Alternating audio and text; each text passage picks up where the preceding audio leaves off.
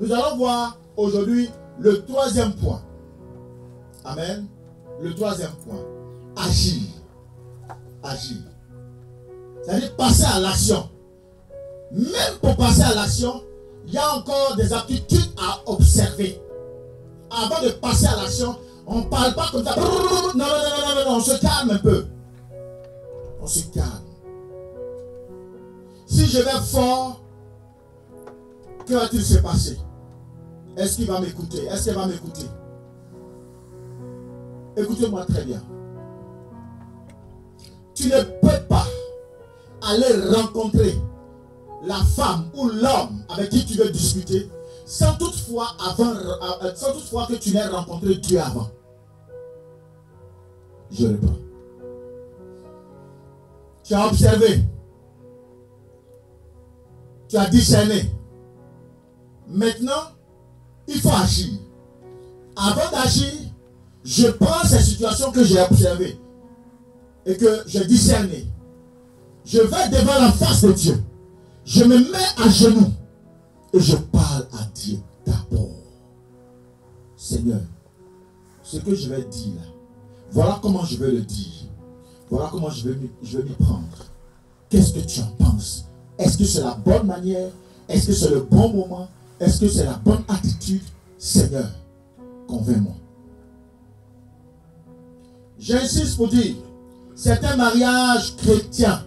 Quand on est chrétien, on ne dit pas ce qu'on veut. On ne dit pas ce qu'on pense. Je reprends. Dans un dialogue chrétien, on ne dit pas ce qu'on pense. On ne dit pas ce qu'on veut. Parce que ce qu'on pense, ce qu'on veut, peut détruire l'âme. Pour ne pas qu'on dise ce qu'on pense, pour ne pas blesser l'autre, qu'est-ce qu'on fait? On met cela devant la face de Dieu. On met cela devant la face de Dieu. Donc on rencontre d'abord Dieu avant de rencontrer la personne concernée. Alléluia.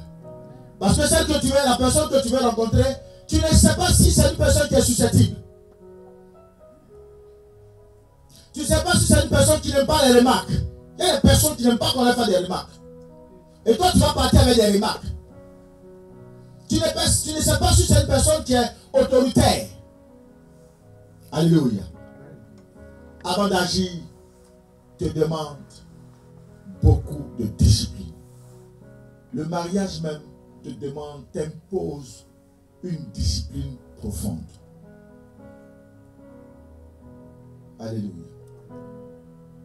Souvent vous vous appuyez sur certains témoignages de vos amis ou de vos camarades. Ah, avec mon mariage là, mais de quel type de mariage c'est? Sous quel bail c'est marié? C'est pour ça qu'à l'église, on veut se marier là. Il faut réfléchir avant. Parce qu'une fois tu es dedans, tu ne sors plus. Une fois nous on t'a béni là, c'est fini, tu es dedans. Tu ne m'inviteras pas à venir t'aider à divorcer. Tu veux me comprendre? Parce que les principes là sont très très durs. Et quand tu les respectes, tu es béni.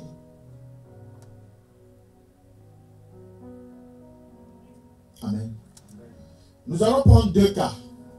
On va prendre le cas d'une personne autoritaire. On va prendre un homme.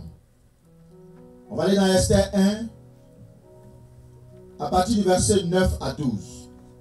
Je lis la parole de Dieu dans Esther 1, verset 9 à 12. Oui. La reine Vasti fit aussi un festin pour les femmes dans la maison royale du roi Assuérus. Le 7e jour, comme le cœur du roi était réjoui par le vin, il ordonna à Mehuman, Bista, Arbona, Bicta, Abata, Zétar et Carcasse, les 7 eunuques qui servaient devant le roi Assuérus, d'amener en sa présence la reine Vasti avec la couronne royale pour montrer sa beauté au peuple et aux grands, car elle était belle de figure. Mais la reine Vasti refusa de venir quand elle reçut par les eunuques l'ordre du roi. Et le roi fut très irrité, il fut enflammé de colère. Amen. Alléluia. Il est roi. Il convoque sa femme de venir montrer sa beauté avec une couronne autour de ses amis. Et la reine va prendre la décision de ne pas venir, de refuser catégoriquement. Amen. Donc là, le roi, se voyant déshonoré, va prendre la décision de la virer, de la remplacer, de la faire remplacer. Et nous avons vu que dans l'observation, nous devons ressortir le type de mari ou de femme que nous avons épousé qui n'aime pas être contrarié. C'est pour ça que l'observation du mari ou de la femme est très importante. Si tu ne sais pas le modèle de femme que tu as en face de toi, le modèle de mari, le type de mari que tu as en face de toi, et que tu vas essayer de la mettre dans, ou de le mettre dans une situation, mais tu vas avoir honte. Quelqu'un me comprend? Dès lors que tu as eu cette information, tu dois faire en sorte que tu ne sois pas contrarié. Il y a des choses qu'on ne dit pas. Il y a des choses qu'on ne fait pas. Regardez Vassi. Qu'est-ce qui faisait la force de Vassi? Sa beauté. Amen. C'est à cause de cette même beauté que son mari veut qu'elle vienne se... Voilà. Parce que lui, il est aux anges. Il est heureux quand sa femme porte la couronne et puis elle vient saluer. Qu'elle s'habille excellemment bien là. Il aime ça, il aime les bonnes choses. Frère, ou mon enfant, quand tu sais ce que ton mari aime là, il faut lui faire ça. Gloire à Jésus. Quand tu sais ce que ta femme aime, c'est ce qu'il faut faire. Le parfum qu'elle aime, comment elle veut que tu sois habillé, c'est ce qu'il faut faire. Vassi va refuser. Dès lors elle a refusé, elle a carrément arrêté le processus de son mariage. Il a eu honte. La première réaction de la honte, c'est de prendre une décision tout de suite. C'est vrai ou pas? Aucun homme ne peut accepter être humilié de la sorte. Aucun homme. D'abord un homme normal, mais imaginez-vous un roi devant ses eunuques. Il était le patron de tous les rois de cet endroit. Il a été humilié. Il prend la décision. Et séance tenante, on vote un décret pour la remplacer. Un casting va avoir lieu. Gloire à Jésus. Amen. Un casting va avoir lieu. Avec des principes bien donnés.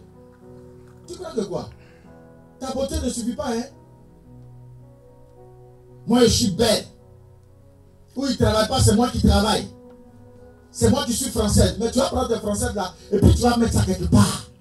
Parce que moi là, je vais me lever où je ne suis pas tranquille avec toi. C'est clair. Oh. Ce que tu as, et puis tu tapes toute la poitrine, il faut garder ça. Je préfère garder mon honneur, ma paix, ma tranquillité. Il y a trop de AVC. Amen. Là où tu vas être rabaissé tout le temps, humilié. Pardon. Prends cadeau. Si tu me donnais 1 million de francs CFA par jour, ou 1 euro par, 1000 euros par mois, il faut pas. Pardon, prends tes 1000 euros. Parce que ça là, tu es en train de m'acheter. Pour que je me taise, que j'accepte. Mais finalement, je suis comment? Je vis comment? Mon âme est comment? Alléluia. Gloire à Jésus. Alléluia. Nous allons prendre un deuxième exemple. On va prendre Esther 5. Esther 5. À partir du verset 1 à 8. Je lis la parole de Dieu dans Esther 5, versets 1 à 8. Le 3e jour, Esther mit ses vêtements royaux et se présenta dans la cour intérieure de la maison du roi, devant la maison du roi. Le roi était assis sur son trône royal dans la maison royale, en face de l'entrée de la maison. Lorsque le roi vit la reine Esther debout dans la cour, elle trouva grâce à ses yeux, et le roi tendit à Esther le sceptre d'or qu'il tenait à la main. Esther s'approcha et toucha le bout du sceptre. Le roi lui dit: Qu'as-tu, reine Esther, et que demandes-tu? Quand ce serait la moitié du royaume, elle te serait donnée. Esther répondit: Si le roi le trouve bon, que le roi vienne aujourd'hui avec Aman au festin que je lui ai préparé. Et le roi dit: Allez tout de suite chercher Aman, comme le désire Esther. Le roi se rendit avec Aman au festin qu'avait préparé Esther. Et pendant qu'on buvait le vin, le roi dit à Esther, « Quelle est ta demande? Elle te sera accordée. Que désires-tu? Quand ce serait la moitié du royaume, je l'obtiendrai. » Esther répondit, « Voici ce que je demande et ce que je désire. Si j'ai trouvé grâce aux yeux du roi, et s'il plaît au roi d'accorder ma demande et de satisfaire mon désir, que le roi vienne avec Aman au festin que je leur préparerai, et demain je donnerai réponse au roi selon son ordre. » Alléluia. Il y a, regardez les deux cas. Entre le premier cas, Vassi, le deuxième cas, Esther. Dans le cas de Vassi, le roi Assyrus a demandé à ce que Vassi vienne avec sa couronne, comme elle est belle, pour se présenter, n'est-ce pas, à ses amis. Dans ce cas, c'est Esther elle-même qui va se présenter devant le roi, sans convocation, mais regardez l'attitude, depuis la tête jusqu'au pied d'Esther. Parce qu'elle sait ce que le monsieur-là aime. Il aime les bonnes choses. Il aime quand sa femme est propre. Il aime quand sa femme est bien habillée. Voilà ce qui va faire le déclic. Regardez bien. Le troisième jour, Esther mit ses vêtements royaux et se présentant dans la cour intérieure de la maison du roi. Devant la maison du roi, elle est même. Vous savez que, si bien qu'elle soit la femme ou la reine, elle n'a pas le droit de rentrer dans la maison du roi sans l'autorisation du roi. Je vais vous faire remarquer. Gloire à Jésus. Donc, le roi était assis. Il était assis où? Il était assis sur son trône royal dans la maison royale en face de l'entrée de la maison. Donc, elle est rentrée juste dans la maison. La reine. Là, elle n'est pas venue dire, elle n'est pas venue donner des ordres, faire des...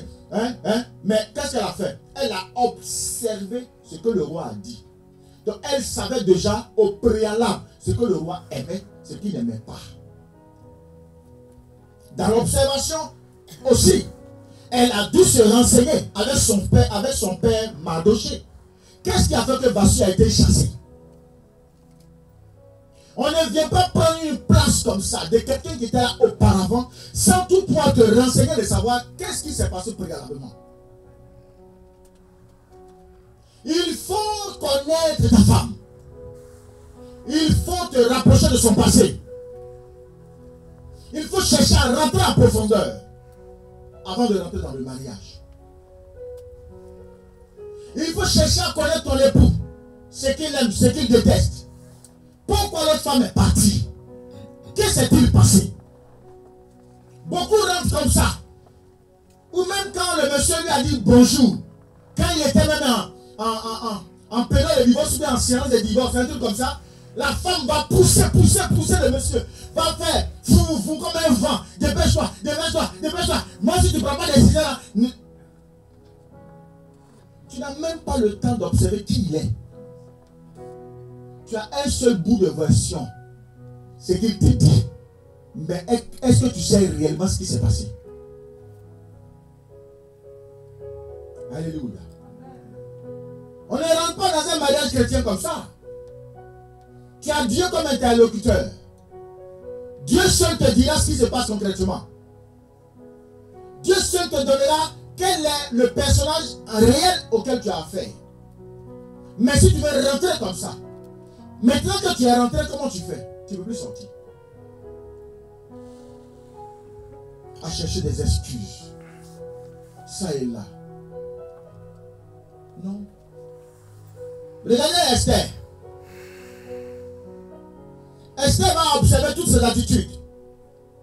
Avant d'agir, Esther va se renseigner pour savoir qui est Assyrus. Amen. Gloire à Jésus. La communication nous impose, parce que là, il y a une situation. La situation là, quand elle est venue voir Assyrus tout de suite, elle n'a pas bavardé. Comme elle sait que la décision que prendra son époux va régler le problème qu'elle traverse. Mais regardez la promptitude d'Esther. Premièrement, elle s'habille correctement. Deuxièmement, elle vient dans la cour. Elle n'a pas parlé. La Bible dit le roi la voit. Il court vers sa femme. Il lui tend le sceptre. ça veut dire que tu peux maintenant.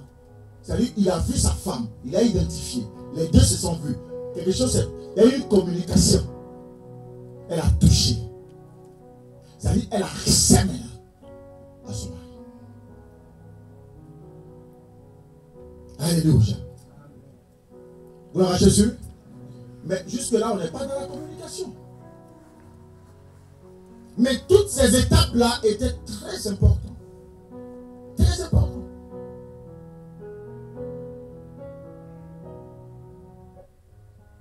On ne rentre pas comme ça.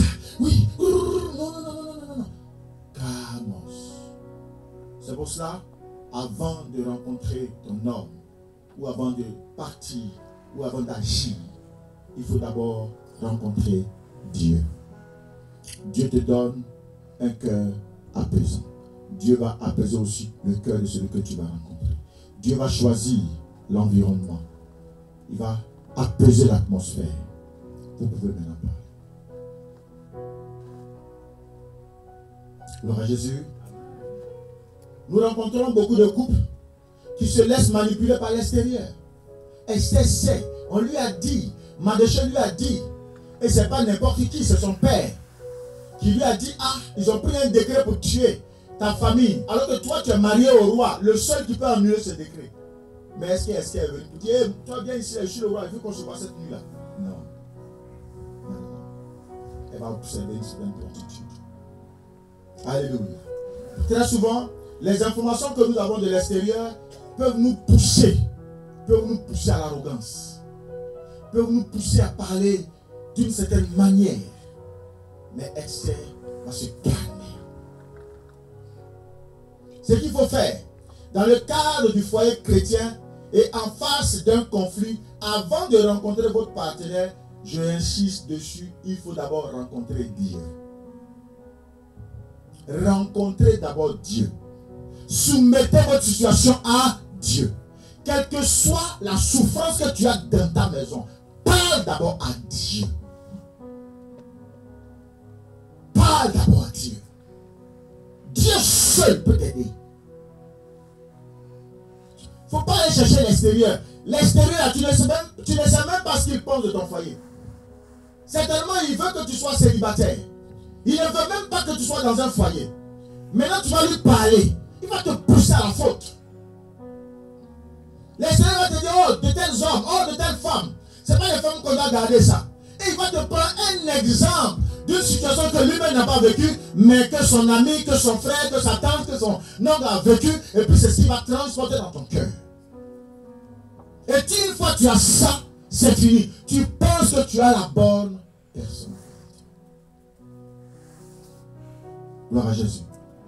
Quel que soit ce que tu traverses, quel que soit ce que tu vis, d'abord Dieu. D'abord Dieu. Faites-moi savoir vos besoins. N'est-ce pas? Vos supplications. N'est-ce pas? Avec action de grâce. Si tu as prié, tu as présenté à Dieu, tu as pleuré devant la face de Dieu. Si jusque-là il ne réagit pas, prends ton argent, fais des hôtels. Seigneur, je t'apporte cette offrande. Un hôtel, c'est une offrande. Seigneur, je t'apporte cette offrande pour faire descendre l'atmosphère. La situation que je traverse là, pas Seigneur, ce n'est pas à quelqu'un d'autre que je veux expliquer, si ce n'est que toi seul. Seigneur, voici. Seigneur, voici. Seigneur, voici. Seigneur, voici. Et puis garde ton calme. Garde ton calme. Détache-toi des amis. Détache-toi de la famille. On ne prend pas une situation de foyer pour la transporter dans la famille. C'est une erreur grave. Que ce soit dans ta famille ou que ce soit dans la famille du monsieur, tu ne sais pas même toi-même dans ta famille ce qu'on parle de ton foyer. Tu ne sais pas dans la famille du monsieur ce que même sa famille parle de son foyer. La seule personne qui reste positive, c'est Dieu. Parce que tu es chrétien. Il va te dire ouvertement, oh lui là, c'est pas ça, c'est celui-là que tu as vu comme mari, c'est celle-là que tu as vu comme femme. Ici, là, voilà comment elle s'appelle ici. Sa famille. Oh, celui-là, tu as tourné jusqu'à celle-là que tu es venu chercher, mais toi, tu n'as rien compris. Tu la mets en haut ici, là, et puis elle gonfle ses épaules comme ça. Mais tu pensais que quoi? Elle est comme ça. C'est sa nature. Dans leur famille, ils sont comme ça. Mais si Dieu a permis que vous vous rencontrez, c'est parce que Dieu le veut. Quelle que soit sa nature. Amen. Il n'y a pas de mari ange. Je ne parle pas du nom Marie-Ange. Mais ange là, ange comme l'ange de Dieu. Son mari là, ça n'existe pas.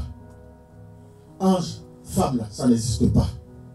C'est les deux situations qui se mettent ensemble. Et puis Dieu vient, il met sa main, il bénit. Il nettoie, et puis il élève. Il faut accepter ce principe, mon enfant. Alléluia.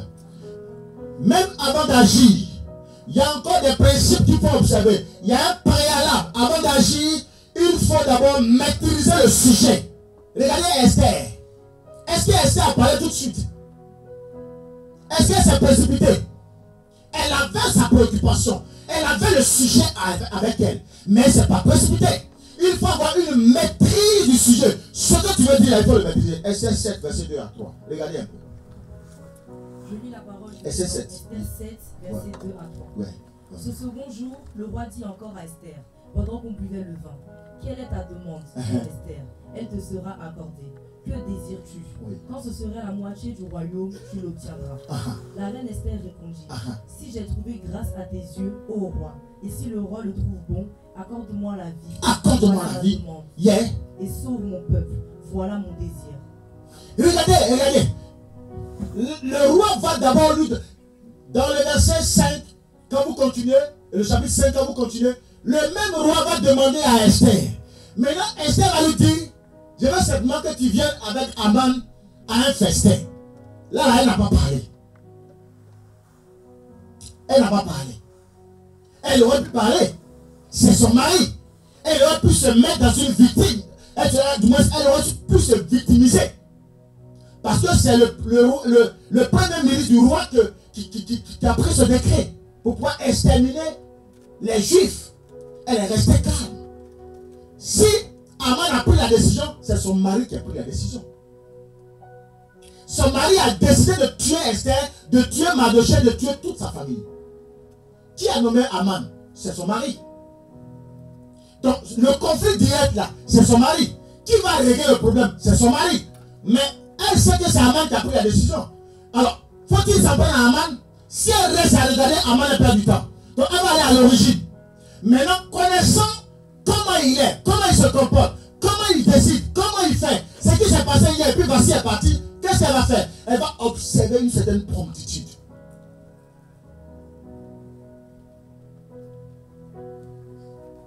Est-ce que quelqu'un me comprend ce matin?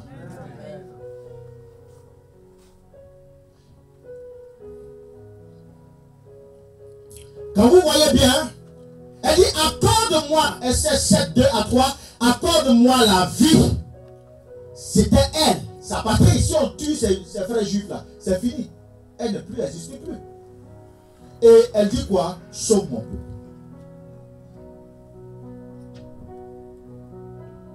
Pour être écouté de ton partenaire, tu dois avoir la maîtrise de ce dont tu veux parler. Dans les 15 clés,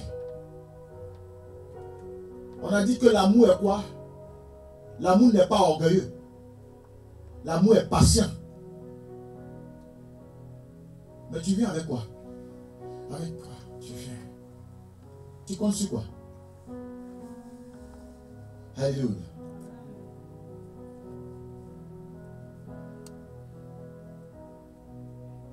Esther savait ce qu'elle voulait. Elle ne s'est pas précipitée. Elle a attendu le bon moment, le bon environnement. Comme bien avant ça, je n'ai pas voulu revenir après, ça allait être trop long. Mais quand elle a pris cette information, qu'est-ce qu'elle a fait? Elle a pris ses servantes et puis elle est partie gênée pendant 3 jours. Donc elle a présenté la situation devant Dieu. Donc Dieu a touché le cœur de Asiris. Et Dieu lui a dit comment il fallait qu'elle s'habille, comment il fallait qu'elle se comporte. Les étapes là, Dieu lui a donné ça. Ce qui se passe là, c'est les choses d'abord qu'elle a présentées à Dieu. Quand on est chrétien, doit prendre la première valeur de tout ce que nous faisons. Avant de parler.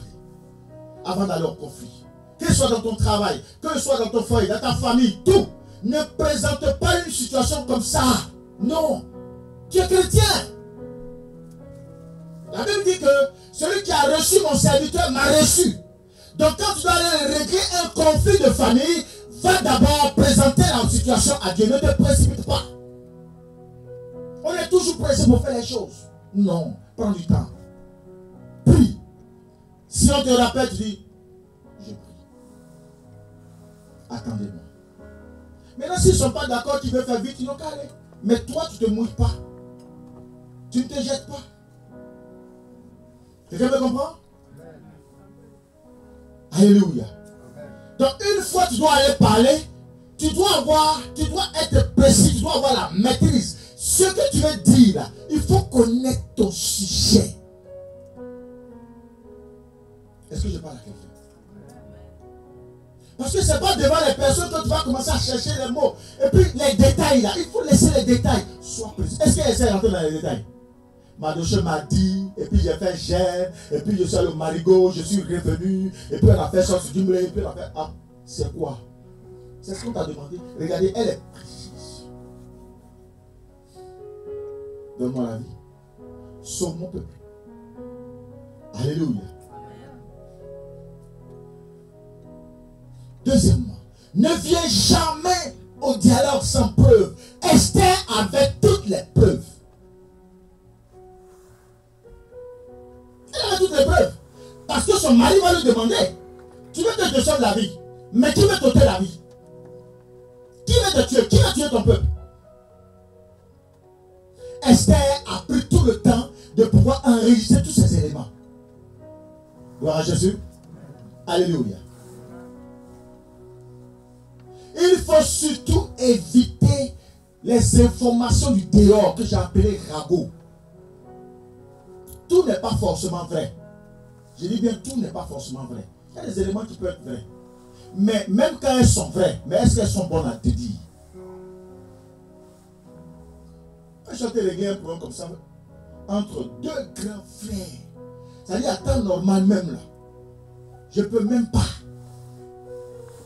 Mais des deux là, c'est deux personnes qui étaient très proches, qui étaient très amoureux. Il y a une troisième qui est venue se mettre dedans. Et la troisième personne prend. Elle s'est attachée à une autre.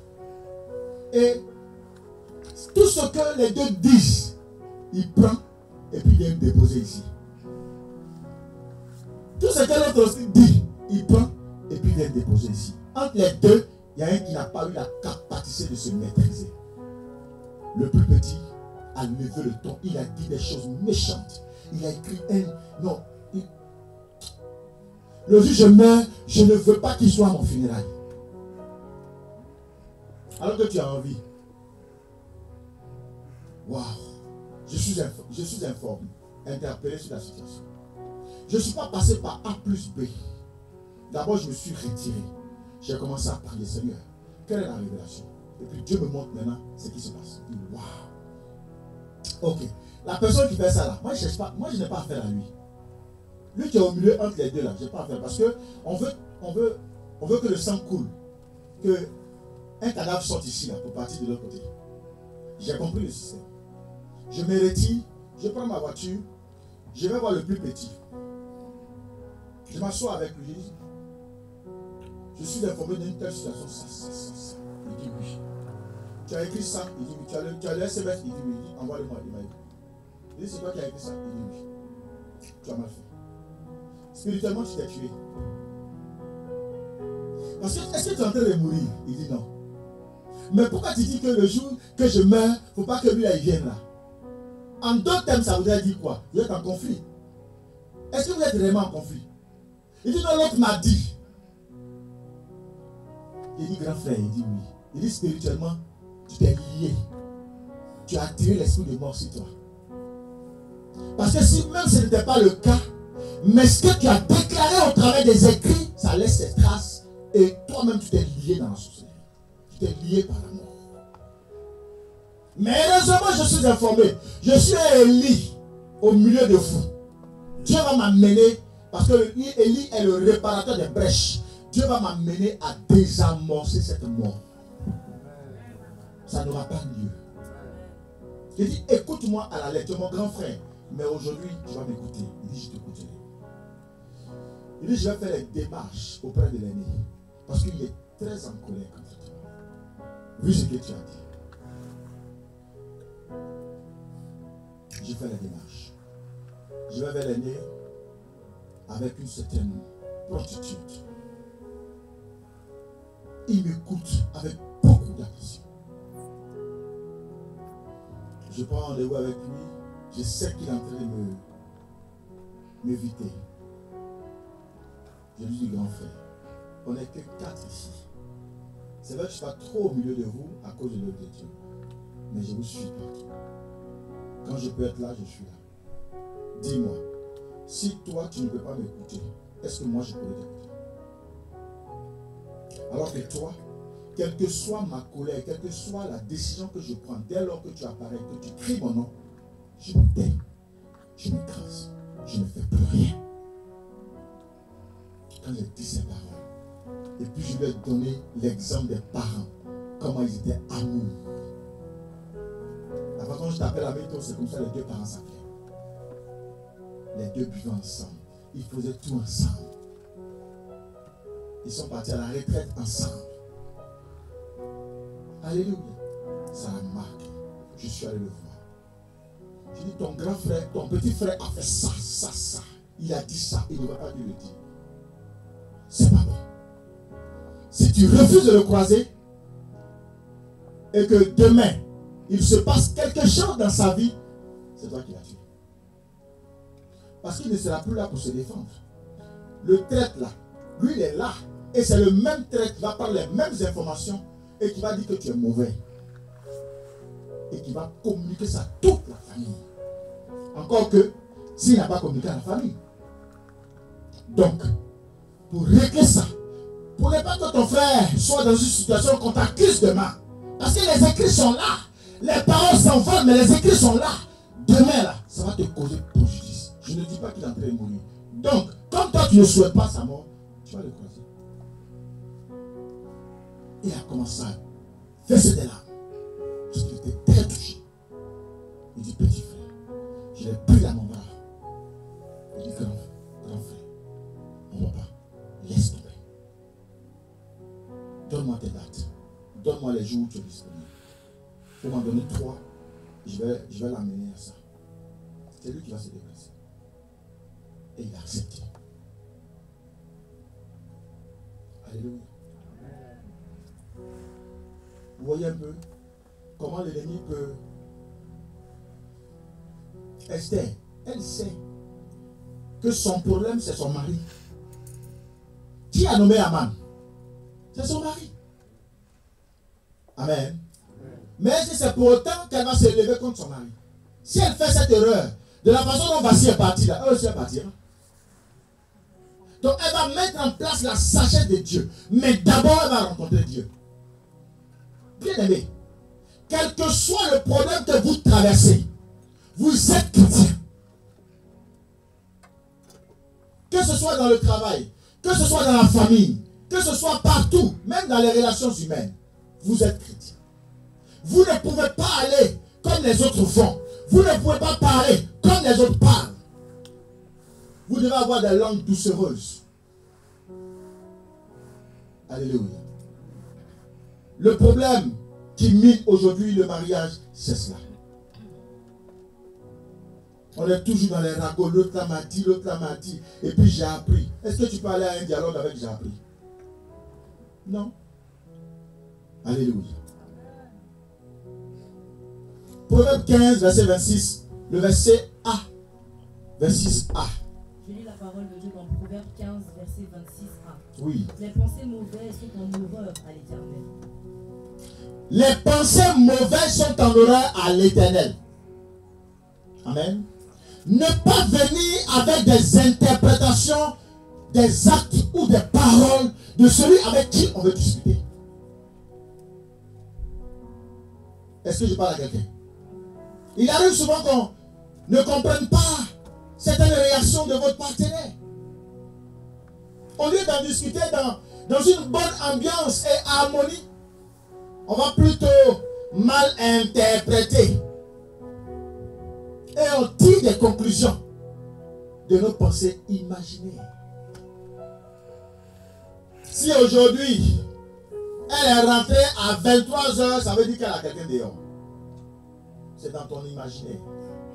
Habituellement, elle rentrait à 20h. Mais pourquoi aujourd'hui elle rentrait à 23h? Pourquoi aujourd'hui elle rentrait à 22h?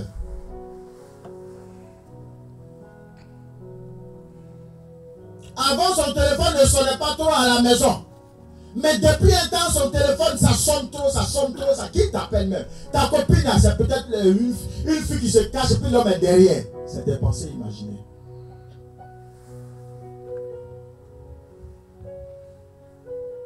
Tous les samedis, maintenant, tu es dehors. Habituellement, les samedis, on restait au lit jusqu'à 11h midi. Maintenant, à partir de 8h, 10h, tu es parti. Tu rentres à 20h. C'est que tu as quelqu'un dehors. C'est des pensées imaginaires. C'est des interprétations des actes. Alléluia.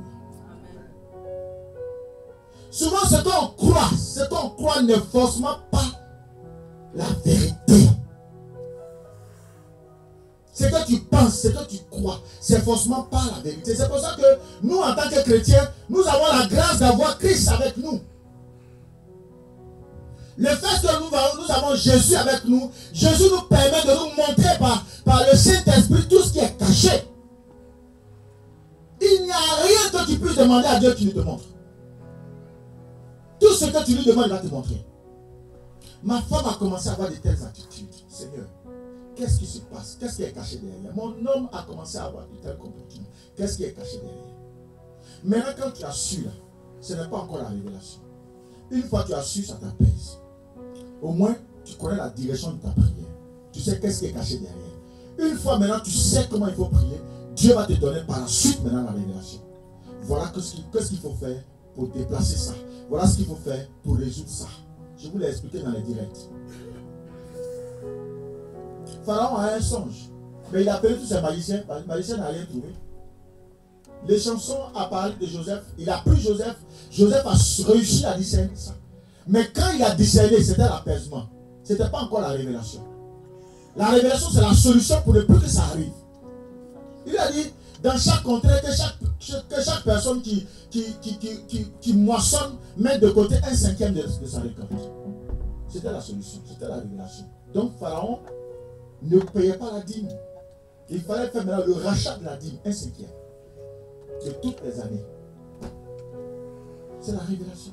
On a vu le cas de Joseph. Quelle était sa révélation? C'était l'humilité. Quand il est resté en prison, les chansons sortaient, les chansons étaient le roi. Il était le patron, il était le chef. Lui, il est resté en prison. Mais il a accepté, il lui a dit, quand tu vas partir, ne m'oublie pas. Et il s'est souvenu de Joseph. Cette attitude-là va amener Joseph à pouvoir pousser. À pouvoir devenir le premier ministre. Donc au final, celui qui était le premier est devenu le dernier. Vous voyez? Dans chaque situation qui provoque dans ta vie, il y a une révélation cachée que Dieu veut te montrer. Tout dépend de comment tu la prends, comment tu la conçois. Si tu veux la concevoir de manière charnelle, tu as problème.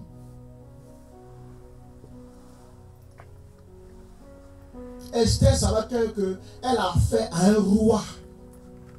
Un roi, celui que Dieu a mandaté, Dieu a mis là. Elle n'a pas le droit d'être vindicative. Elle est obligée de respecter sa royauté. Elle est obligée de respecter sa position. Hier, j'ai une de mes amies qui m'appelle dans une position bizarre. Oui, j'ai eu un SMS là dans le téléphone de mon mari. Donc voilà tout. Donc moi j'ai appelé la fille. Et tu t'es déshonoré. Et tu n'es rien du tout. Et tu es une paille. Elle dit, aïe, grand frère, j'ai pensé que tu allais me soutenir, tu es moi d'estonie. Tu ne sais pas que le mariage, ce n'est pas un acquis, c'est une grâce de Dieu. Il donne ça à celui qui est dans la grâce. Pendant que tu es en train Tu es en train de parler comme ça sur le monsieur. Certainement, tu as appelé. Oui, j'ai appelé sa mère. Excuse-moi, excusez-moi du terme, tu es bête. Tu as vendu ton mariage. Je dis, à la fin du culte, là, je vais avoir un entretien avec toi. Moi, pour l'instant, je l'ai écouté parce qu'il me respecte trop. Alléluia. Gloire à Jésus. Vous voyez, on ne fait pas ça. Toi, tu es dans une position élevée. Certainement, elle, c'était peut-être son passé depuis longtemps, où donc elle envoie des messages. Quand tu viens de rentrer dans le foyer, elle reste tranquille. Tu ne connais même pas le monsieur, tu ne connais même pas son passé. À peine tu arrives même, tu vas fouiller son. Et puis comment tu as su? Il semblerait, et puis j'ai pris ton téléphone. Erreur! Tu as pris son téléphone pour quoi faire? Avant toi, il avait une vie. Au fur et à mesure, il va te débarrasser de ça. Si réellement ceux qui sont à l'extérieur là, elles étaient celles qu'il fallait, tu n'allais pas rentrer. Quand tu es rentré, c'est toi maintenant, parce que tu es la femme, tu es sage. C'est toi qui dois bâtir l'homme. C'est toi qui fais en sorte que tout se calme. Ton arrogance là, ça va donner quoi? Tu es arrogante. Tu es mal élevé. Tu transfères le pouvoir de ton mariage à une personne qui est à l'extérieur. Tu as vendu ton mariage. Qu'est-ce qui t'arrive? Elle a commencé à pleurer. Ah bon, grand-père, il ne savait pas? Il dit oui. De sur quoi tu es pasteur? Tu es pasteur. Tu as vendu Dieu. Tu as exposé Dieu. Parce que l'autre, elle n'est pas pasteur, elle s'en fout. Ton mari est pasteur, toi tu es pasteur. Donc elle va vous cuisiner à deux. Elle ne paie rien du tout. Elle va vous cuisiner bien comme il faut. Et puis c'est que tu ne voulais pas là. Elle va envoyer ça même bien propre. Avant c'était à ton mari, elle va t'envoyer ça. La femme sage bâtit sa maison. L'inverse veut dire quoi? L'homme n'est pas sage. C'est la femme qui amène l'homme à sa sagesse. C'est pas ça? Quand la Bible insiste pour parler de la femme vertueuse, ça veut dire que l'homme n'est pas vertueux. Lisez bien la parole. Tout ce qu'on a dit de l'homme, si tu as rencontré la femme, tu as rencontré le bonheur, ça s'arrête là. Dans la femme, il y a tout ce qui est vrai, tout ce qui est bon, ça est dans la femme. Il me dit, hé, grand frère. J'ai dit oui. Non, je là, tu me soutenais, il dit non, là, il ne te soutenait pas. Parce que tu es en train de détruire ton mariage. Mariage, ils ont fait là. Il y a eu l'argent qui est rentré dedans. Hein. Mon argent est dedans. Hein. Hey, j'ai payé costume. Je suis venu, j'ai prêché. Hein? J'ai prêché. Les gens étaient contents, ils étaient édifiés. Puisqu'ils ont travaillé chez moi. Toi, tu vas venir gâter le mariage là. Maudia.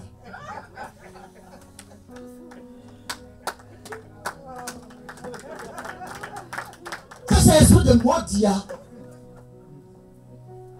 Quand vous êtes dehors, non, mon mari, il est chic. C'est oh, dès qu'il y a une piquinette, on commence à sentir maintenant comment tu es. Tu vois, Dieu t'a testé. En fait, tu n'as pas encore fini. Vindicatif, tu n'as pas encore fini en fait. On n'est pas arrogante. On est calme. C'est certainement une faiblesse qu'il a que Dieu veut que tu aides. Parce que tu es l'aide du monsieur. Tu as découvert sa faiblesse là. Qu'est-ce que tu en as fait?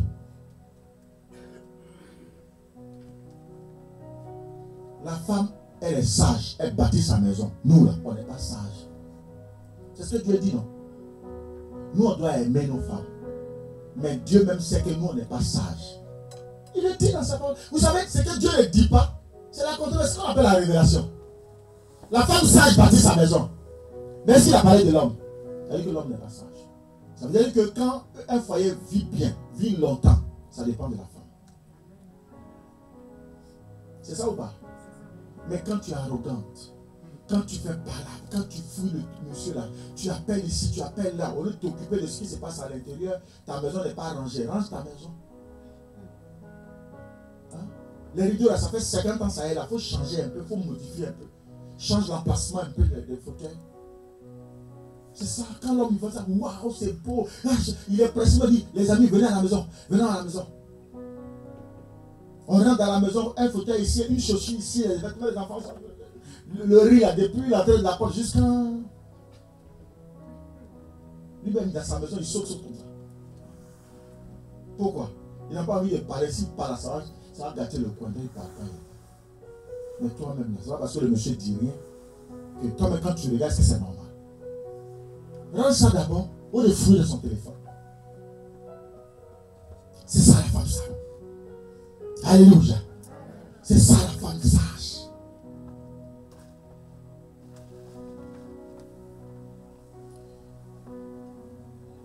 Donc, une fois,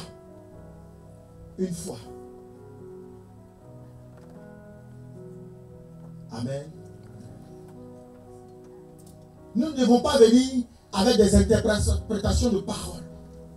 Les pensées, la Bible dit que les pensées mauvaises sont en horreur à l'Éternel. Il arrive souvent qu'on ne comprenne pas certaines réactions de nos partenaires. Au lieu d'en discuter dans une bonne ambiance et harmonie, mais on va plutôt mal interpréter et tirer des conclusions de nos pensées imaginaires.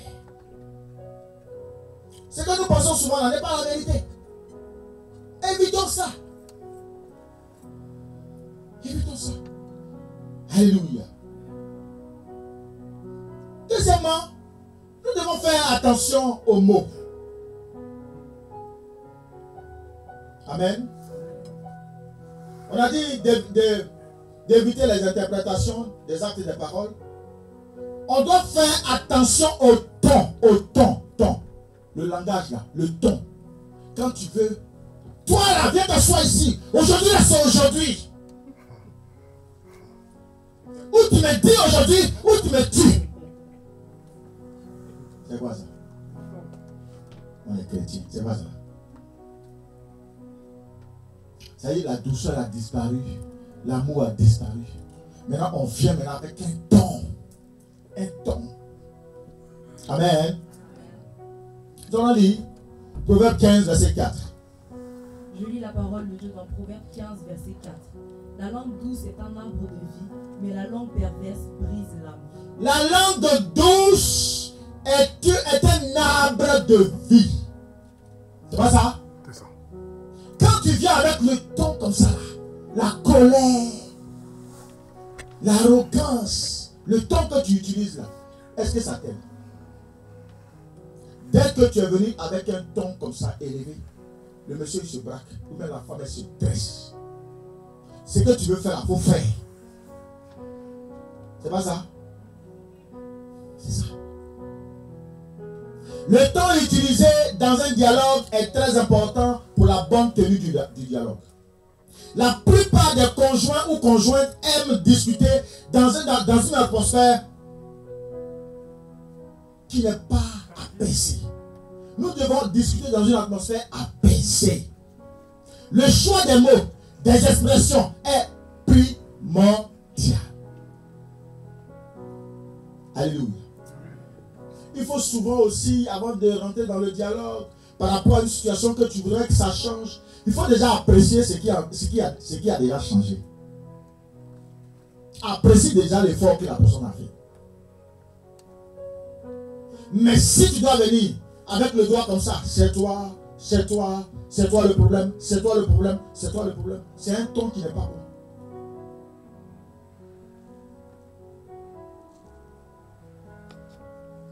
L'amour n'est pas intéressé. N'est-ce pas? C'est bien ça?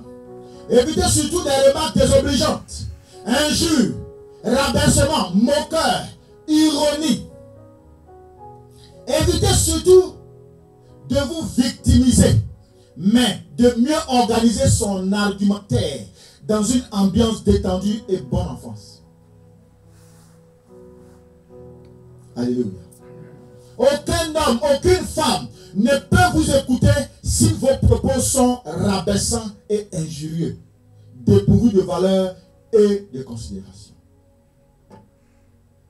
C'est vrai ou c'est pas vrai? C'est ça. Et regardez, prenez aussi ce qu'on fait tous les jours dans nos maisons c'est aussi valable à l'extérieur, dans le travail, dans la famille, dans tout ce qu'on fait. Prenez de la hauteur. Il faut savoir prendre de la hauteur. Même quand tu sais très bien que tu as tort, on t'a pris sur les faits. Tu sais que tu as tort. Elle vient avec les propos, les éléments qu'il faut. Il y a une attitude. Amen. Tu ne t'énerves pas. Calmos. On va voir par la suite tout à l'heure. Alléluia. Donc quand vous voyez toute cette façon de faire a un objectif. Quel était l'objectif que Esther voulait atteindre? Quand vous voyez que dans une relation, il y a un manque de communication ou il y a un désordre, c'est que l'ennemi est rentré. Vous savez, il y a des amans là. Il y a des amans. Quand ils rentrent dans ta famille, dans ton foyer, quand ils rentrent dedans, si tu n'as pas une vie de prière, si tu ne vois pas clair comme Dieu, c'est-à-dire si tu n'as pas la vision, tu ne peux pas savoir que ces personnes-là, parce que la même personne qui est amane, elle fait ici, elle fait ici. La même personne qui est amane là, quand elle s'accroche à une personne, elle dit à la personne, elle fait comprendre à la personne qu'elle aime plus que l'autre. Et cette amane là, elle ne peut pas être découverte comme ça à l'œil nu. C'est dans la prière. Esther ne pouvait pas savoir qui était Aman. C'est dans la prière. Mardochée ne pouvait pas savoir qui était Aman. C'est dans la prière que Mardochée a su. L'objectif de Aman dans le dialogue, c'est pouvoir extirper Aman. Quand tu as su qui est ton Aman, il n'y a plus de pitié dehors. On peut te juger, mais dès lors Dieu approuve la décision que tu veux prendre. Tout ce que les gens peuvent penser, c'est leur problème. Parce qu'au moins, Esther a dit, donne-moi la vie, sauve mon peuple. Donc vous imaginez, tant que Aman est là, la vie d'Esther ne sera pas sauvée, le peuple d'Esther ne sera pas sauvé. Quand il y a Aman dans ta vie, ton foyer n'est pas sauvé. Toi-même, tu n'es pas sauvé. Tes enfants, le peuple, ne seront jamais sauvés. Toute la maison est divisée. Aman est très très dangereux. Et il y a beaucoup d'Aman dans les foyers. Il parle ici, il parle ici, il parle ici. Tout simplement parce que tu leur as donné la possibilité de parler. Tu leur as tendu l'oreille. Alors que tu as un grand Dieu qui est avec toi. Qu'est-ce qui te prend à aller prendre des informations sur la vie de ta femme dans sa famille avec le Aman de sa famille? Qui te donne le droit de prendre des informations dans la famille de ton mari avec le Aman de ton mari?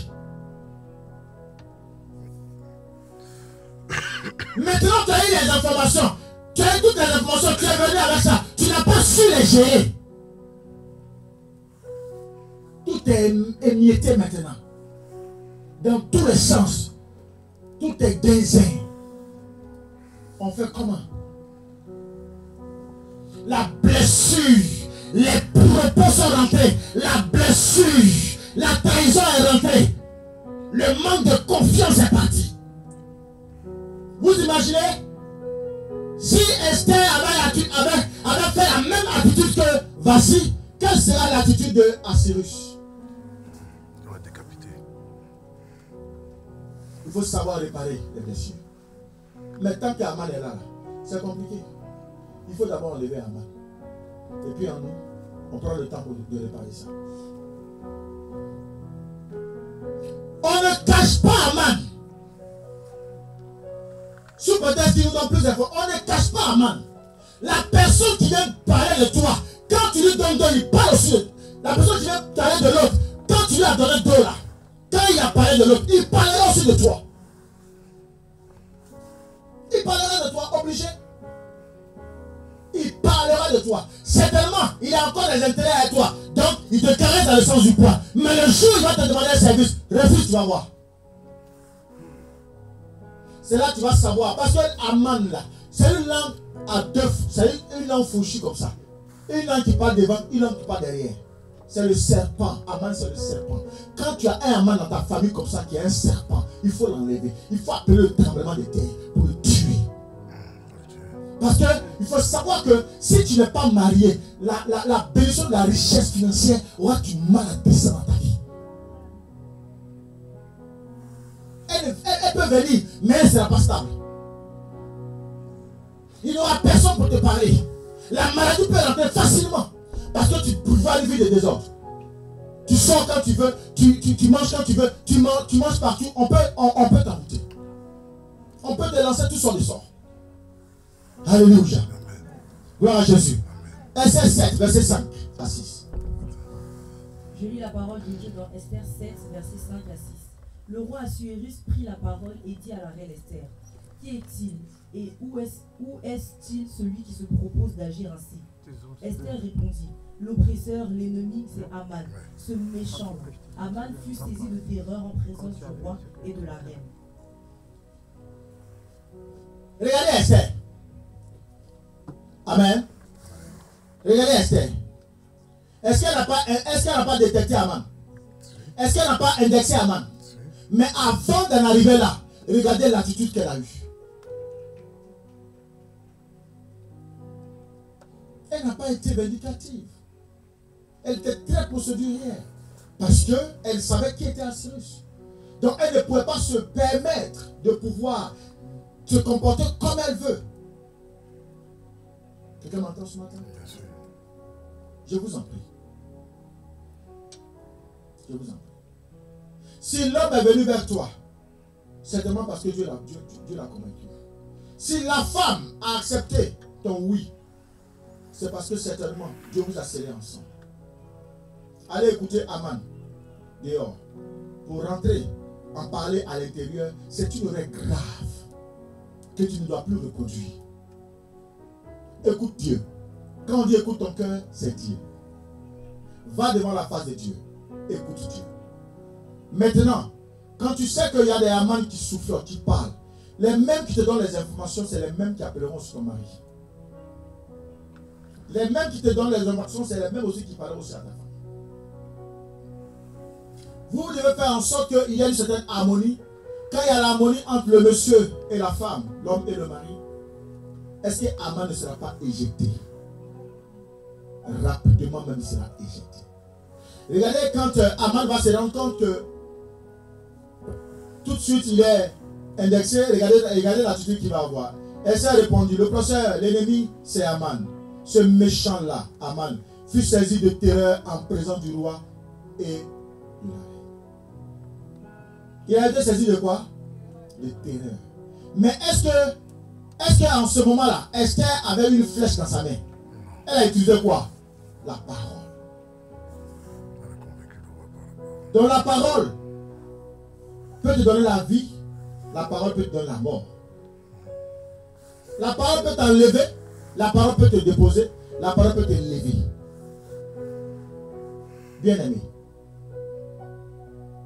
je veux ce matin parler à un enfant de Dieu. Je veux ce matin te faire comprendre l'importance de la communication. Donc vous voyez aujourd'hui que la communication, quand on est chrétien, n'est pas la communication de tous les jours. C'est une communication avec beaucoup de procédures, beaucoup d'attitudes, qui te demande beaucoup de patience, parce que l'amour est patient. Il faut avoir de la patience. Alléluia. L'amour ne s'irrite pas. Tu ne dois pas t'irriter. L'amour n'est pas enflé d'orgueil. L'amour n'est pas malhonnête. L'amour ne cherche pas son intérêt. L'amour ne soupçonne pas le mal. Esther savait que c'était Aman qui était à la base. Mais elle est restée calme. Esther savait que c'est son mari qui a nommé Aman. Donc son problème, celui qui voulait tuer sa famille et elle-même, c'était son propre mari. Elle est restée calme. Et son mari était conscient, puisque c'est lui qui a signé le décret. Il savait que sa femme était juive. Mardochée était juive. Son mari a quand même signé le décret. Mais est-ce que pour autant, Esther s'est mal comportée vis-à-vis de son mari? Elle allait doucement. Elle a désarmé son mari et désarmé Aman. Et la confusion fut maître entre les deux. Puisque Aman lui-même, la Bible dit qu'il était comment? Il était effrayé. Il avait peur. Il ne savait pas comment faire. La discipline en tant qu'enfant de Dieu est très importante. Quel qu'en soit ce que tu veux gagner, utilise la discipline de Dieu. Reste calme. Dis à Dieu d'apaiser ton cœur dans n'importe quelle situation. Demande à Dieu de toucher ton cœur. Alléluia. Que la grâce de Dieu, cette onction que Dieu a donnée, cette force que Dieu a donnée à Esther, soit votre partage. Amen. Que le cœur que Dieu a donné à Esther et qu'elle a réussi à désarmer tout ce que Aman avait mis en place, que Dieu vous l'accorde ce matin. Amen. Que tous les Aman qui sont cachés sous vos foyers et qui jouent le double jeu, le serpent, le léviathan, le serpent ancien, le serpent tortueux, tous ceux qui sont déguisés comme des Aman dans vos foyers, qu'ils soient désarmés ce matin. Qu'ils soient désarmés ce matin. Qu'ils soient désarmés ce matin. Qu'ils soient désarmés ce matin. Que Dieu vous bénisse. Que Dieu vous bénisse. Que Dieu vous bénisse. Est-ce que tu peux acclamer le Seigneur? Dieu te bénisse ce matin. Acclame fort le Seigneur. Acclame fort le Seigneur.